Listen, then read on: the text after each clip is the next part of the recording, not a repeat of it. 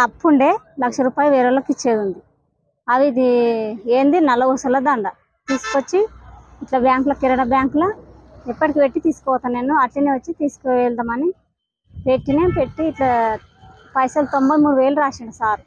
93,000 తీసుకొని ఇక్కడ బయటకు వస్తుంటే ఒక ఆయన ఇట్లా మధ్యలోకి మూతలకు వచ్చిండు. వచ్చి అవి లెక్క పెట్టుకోమ్మా అంటాను అన్నాడు. అవి లెక్క పెట్టుకోమ్మా అంటే సరే అని నేను ఆ మేనేజర్ ముందల ఆ రూమ్ ముందల పోయి ఇట్లా లెక్క పెడుతుంటే నా దగ్గరికి వచ్చిండు.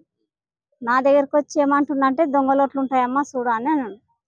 దొంగలోట్లు ఉంటాయంటే ఏం దొంగలోట్లు ఉంటాయన్న అట్లా అంటున్నావు అంటాను నేను అన్న. ఉంటాయమ్మా చూడు అని నా చేతిలోకి వెళ్ళి పైసలు ఇట్లా తీసుకున్నాడు.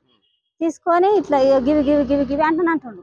ఇవి అంటే ఏవి అన్న దొంగలోట్లు కింద దొంగలోట్లు అంటున్నావు అని నేను ఇట్లా అన్నా. ఇవి నంబాలు ఉంటాయమ్మా అని అన్నాడు. ఏం నంబాలు అంటానన్నా అంటే అందులోకెళ్ళి 5 లోట్లు గివే చూడమ్మా అని పక్కకు తీసి పెట్టిండు. ఇవి చిల్లర తీసుకో అన్నాడు. ఇక ఇక్కడ పక్కకు పెట్టుకున్నా నేను చూడలేను.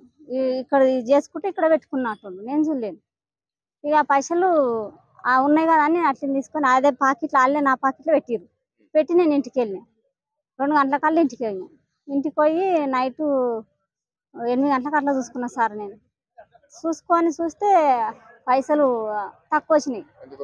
29,500 తక్కువ వచ్చినాయి.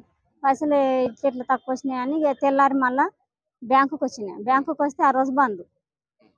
ఇక మళ్ళా ఆదివారం ఉండే సోమవారం నిన్న వచ్చినాయి. మళ్ళీ సోమవారం వచ్చి నిన్న చెక్ చేస్తే పొద్దున్న వస్తే సాయంత్రం వరకు 6 గంటలకు మేనేజర్ సార్ చూపిస్తే వీళ్ళు కనిపించారు అన్నట్టు ఈడపోయినాయి అని.